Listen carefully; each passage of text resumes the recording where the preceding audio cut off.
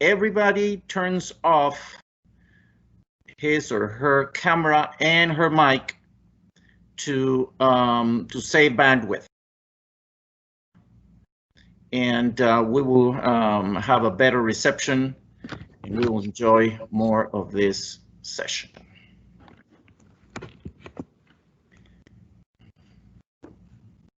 As always, I will start with a brief presentation.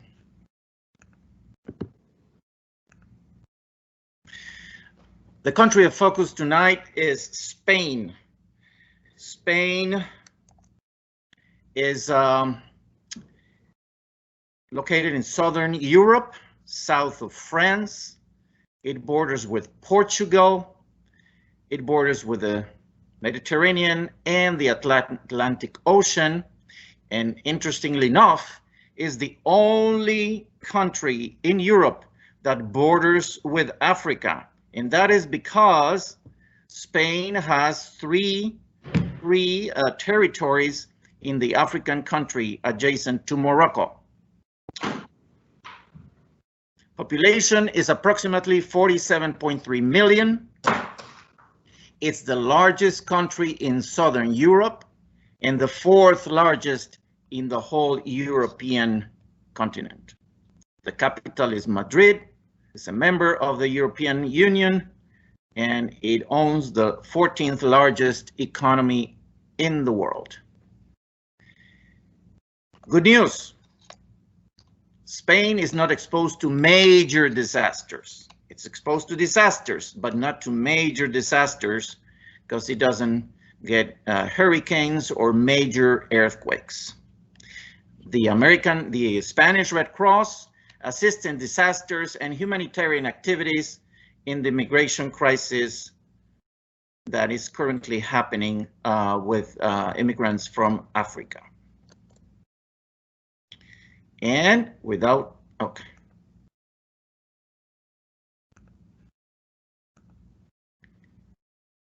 further ado,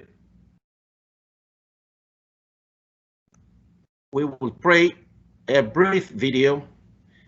Can you see the video? Can you see it? Yes.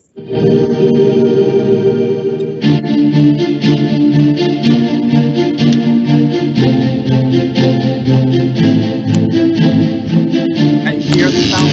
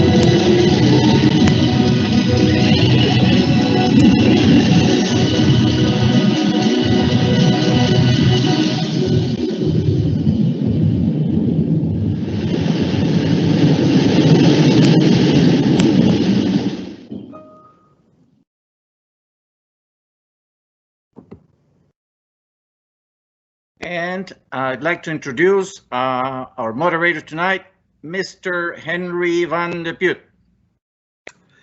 Well, hello, Texas Gulf Coast region, and welcome to our final installment of Conversations with Consul celebrating Hispanic Heritage Month here in the Red Cross. Again, thank you so much, Marco, for putting these on and organizing it into the entire National Hispanic Heritage Month Committee, which included EDs, volunteer partner Osvaldo Company, and several. Thank you so much for such a wonderful set of discussions. Our guest today is Her Excellency Julia Olmo y Romero, Consul General of Spain for the following states: Texas, New Mexico, Oklahoma, Louisiana, Arkansas, Tennessee, Alabama, and Mississippi. She has represented Spain as an ambassador in Ghana, Togo, and Angola, and has had diplomatic assignments in Mexico, Argentina, and Colombia. Consul Olmo, welcome to our last conference and in celebration of Hispanic Heritage Month.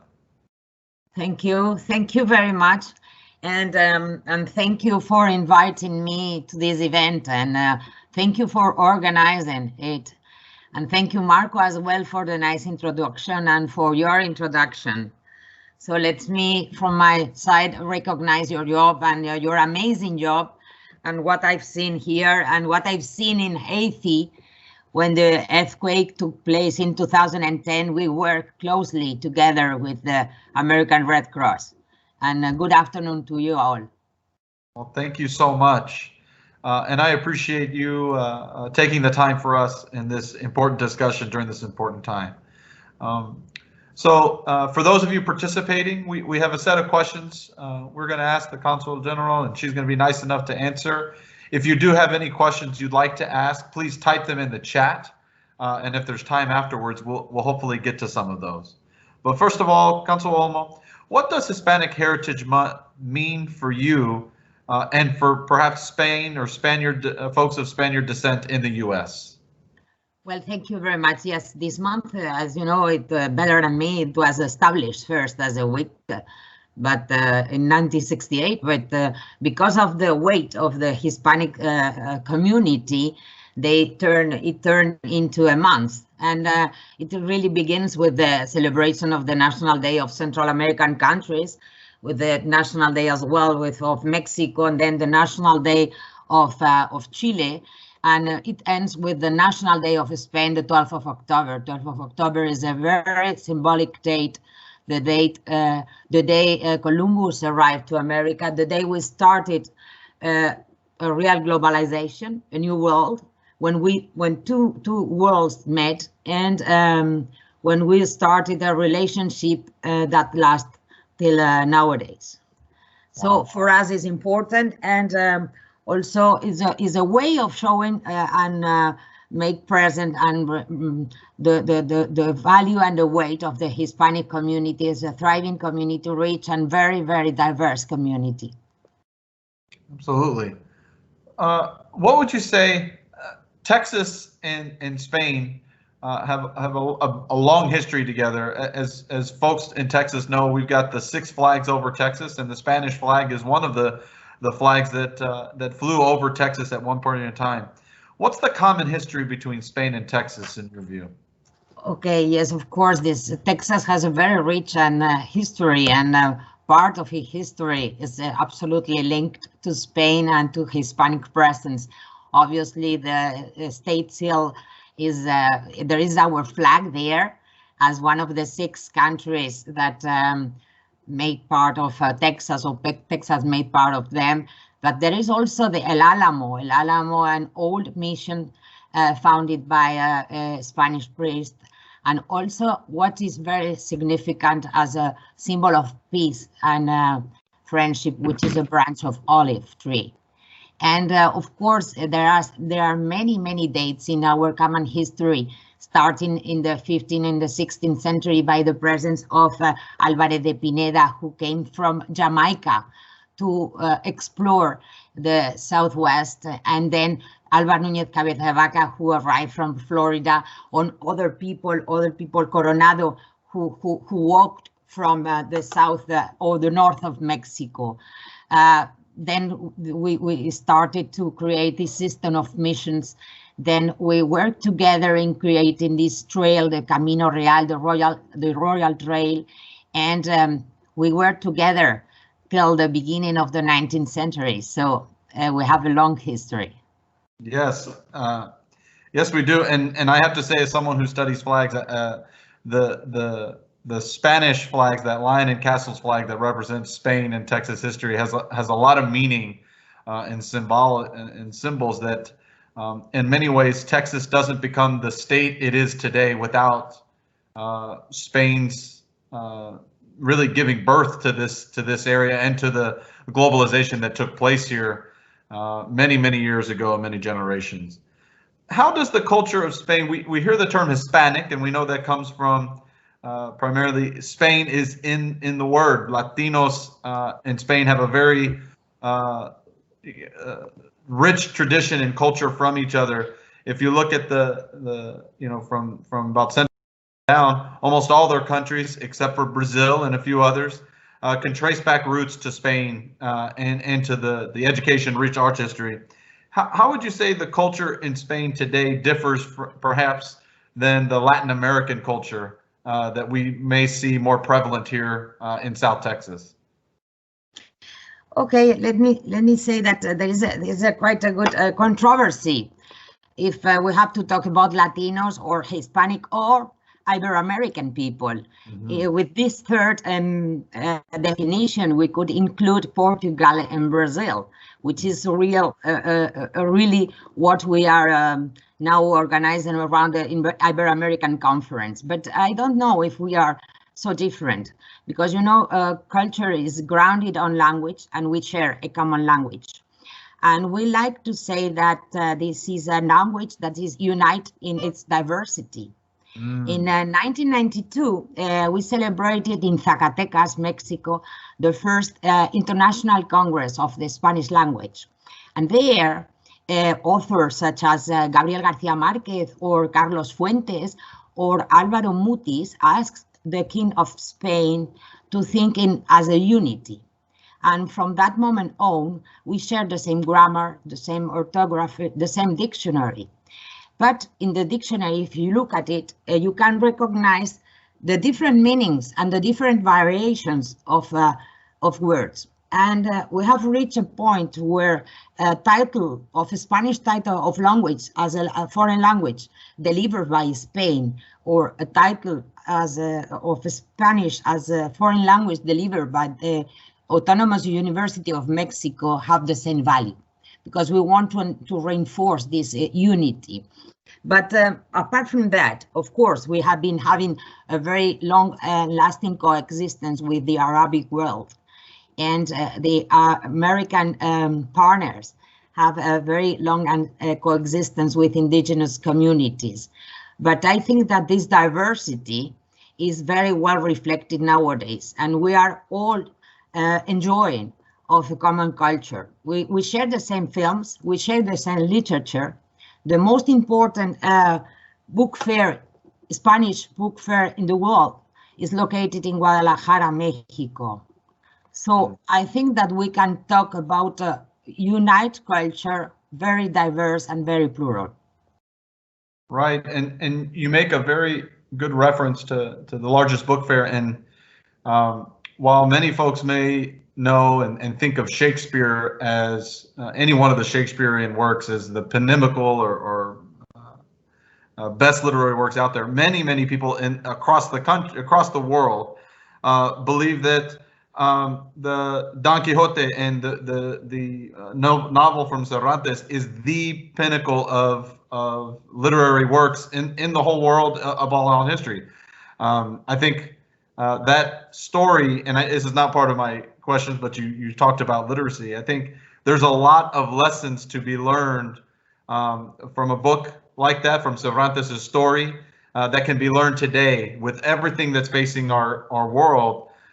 It shows that the relevance of the Spanish culture and all of its art is still alive and well today, in my interpretation. So I appreciate you bringing up the book fair, because to me, that is a hero of literacy that is on par with you know, the best works of art that are out there today.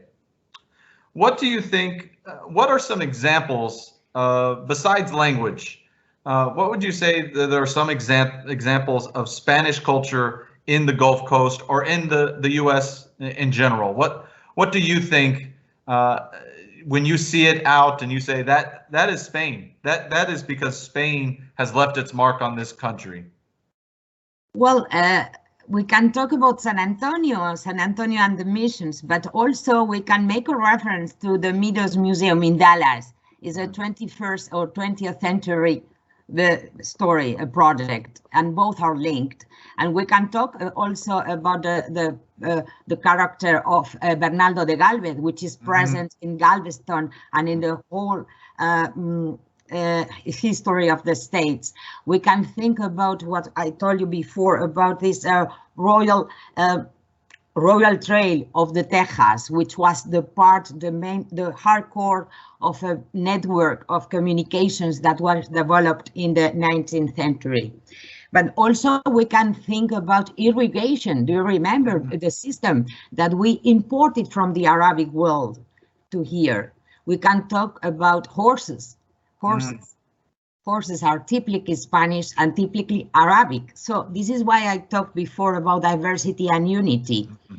Everything is so close after the discovery of America that we are really living with in a globalization system. Absolutely. I think when you traced Hispanic Heritage Month all the way back to when the old world meets the new world, both worlds were never the same after that meeting. We have contributed to each other a great deal. And what I think is one of the tremendous gifts of Spanish culture is how it continues to live on in its roots through its diversity, through the way its art, through its music, but more importantly, like you said, we've talked about societal infrastructure portions that we all take for granted. Irrigation is one, and I grew up in San Antonio, so I know the missions very, very well. And it left a mark in not just how San Antonio functions, but how the rest of Texas learned to defend itself using the mission construct, using the building around that a lot of folks don't understand that went into a lot of military planning well and beyond one type of conflict, but it also talked about how do you culturally spread great message of intellect, of art, of spirituality that we continue to see today. I'd like to, speaking of spreading, one of the things I'd like to ask you about is, could you describe the agreement by which the independent school districts host Spanish school teachers here? I think that's one of the unique things that we have seen through your council. Yes, I think this is a very important program, but it's not only a program coming from Spain, it is also a mutual program, because we also have American teachers teaching nowadays in Madrid, in Spain. So currently we have almost 2,000 teachers all over the Southwest, with the idea of reinforcing and making more intercultural the education in Texas and in the Southwest states. And I should say that is a successful program. And we would like to continue with it, and because we are thinking that the best way for success is to learn together. And we have teachers in all the levels, elementary, middle, and high school levels. And I think that as well as our teachers, as the students, all of them are taking profit of this mixture, of this diversity. And also, they are also reinforcing an idea of bilingual education. Not only the fact of learning Spanish, but also the fact of learning other like mathematics or history in Spanish. I think this is useful. It's useful, as I told you, not only for the students, but also for our teachers. And I should say that and we are very proud of having in Spain almost 3,000 American teachers teaching us to speak in English. And I'm sorry for, because of my English, it should be better, but I'm making my efforts.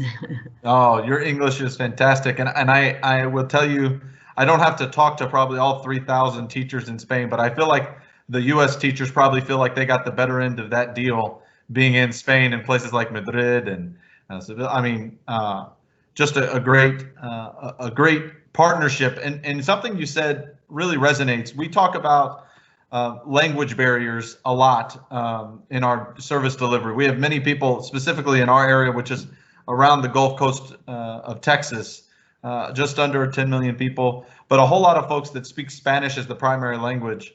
And one of the things you talked about was the importance of bilingualism, but not just learning Spanish to learn Spanish, but learning it to practical use. So learning it Spanish on how you learn mathematics or how you read history.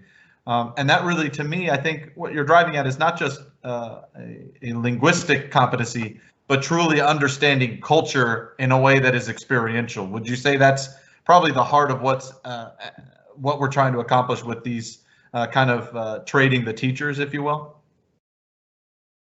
Yes, I think that is very, very important. And also, you know, apart from that, we have here some institutions that I would like to underline. We have the Instituto Cervantes, which is located for the Southwest in Albuquerque.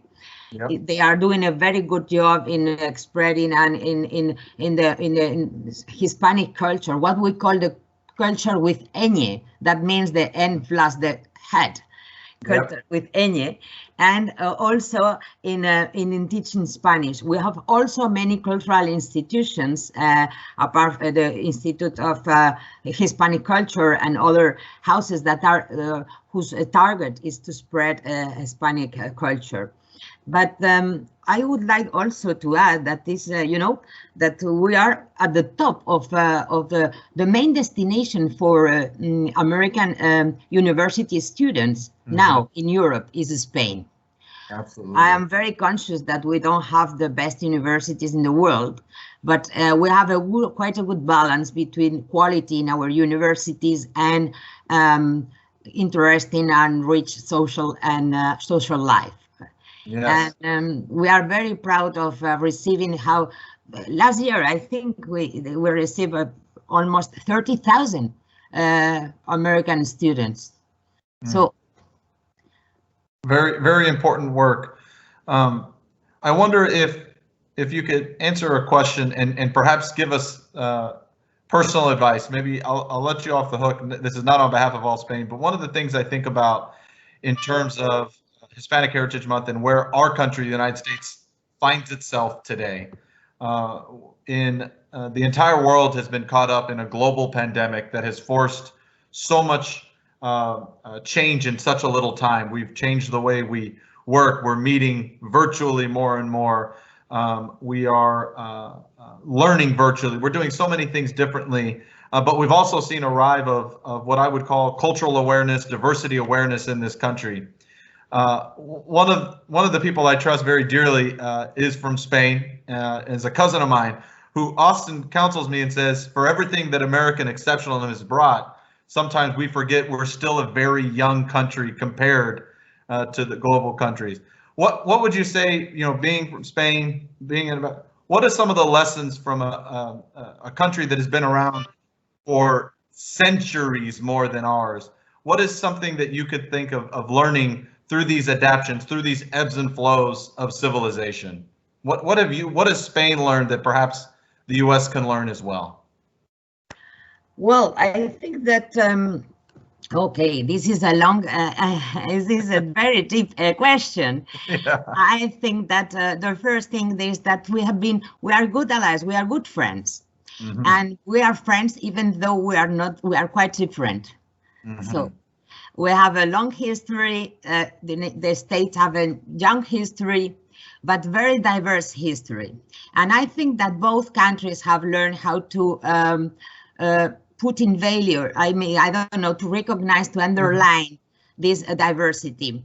I'm sure that you Texans, you are not, you are quite different from people from the north. But you have learned how to live together peacefully and in a balanced way. And I think that is a good lesson for Spain. We are a very tiny country if we compare with the States. We are, in fact, the 70% of the Texan territory. And we have a quite good number of disputes, you know. We are very individualistic. You are not so individualistic. And but we both, I think we both share a common future. And this common future is reflected in a very good relationship with diplomatic and political and economic relationship, but also, and I've learned that from my period in the cooperation teams for development, that we know that we have to help other countries, and we have to help other continents to thrive and to be developed. No? And I think that we're working together is the best future for us. Thank you so much for sharing that. And you just really summed up our mission, which is working together for the betterment of others. And so what would your recommendation to the Red Crossers who are listening to this on how to communicate best with with Spanish nationals or folks of Spanish descent during disasters in the United States? I think you are doing an amazing job, but I would insist on language, on language, because language is not only, okay, for young people is very easy, but not for elder people. And language to transmit when you are a little bit nervous because a storm is coming or a threat is coming, you have to understand very clearly what you have to do. And secondly, I should say that maybe it's important to pay attention to different media. I mean, there are media that there are very specific media for Hispanic communities, and especially for elder people. They are not big media, they are not part of big corporations, but they are they are local media sometimes, and they are very close to the public. And at the end, count on us, count on the consulates, okay? I've been here some months. I arrived here before this hurricane season, and it was very useful to link my webpage with your pages, to link all our information with your advices. So I think this is the way, because our Spanish citizens count on us, and we are counting on you. So I think that to creating these such networks are also important. Absolutely. Well, thank you so much. I have one last question, and it's a question we've been asking every single one of our consul generals, is if I were going to eat like a Spaniard for a day, what would the menu look like? Okay, first of all, you have to get used to our timetable. We take breakfast at 8, we take lunch at 2:30, and we have dinner at 9:30 at night. So if you are able to overcome to this timetable, you are ready to take paella for lunch, or to take the Spanish omelette at night, and everything with olive oil, Mediterranean diet, vegetables, seafood, etc. That sounds yummy. So for all of us on the call, we're going to eat like Spaniards today, and we have 3 hours till we can eat for here in the Central Texas. I was hoping, and you did a wonderful job answering the question. One of the things that came up in our discussion as a leadership team, as we were exploring ways through this very difficult time, is we actually looked at the Spanish tradition of the work week and the work day, and how things are a little bit different paced sometimes, and folks take breaks in the middle of the day to tend to important things to recharge, but their day may go longer. And I just want to say thank you for taking this time with us, for communicating. We have much to learn from each other, and your message of just continuing to learn, continuing to talk to each other is one that I think is most important now and really in the days to come, as we see another hurricane, this one named Delta, head towards the Gulf Coast, and all the things that are hurting our vulnerable populations. There's no better need than for better friends and better communication today.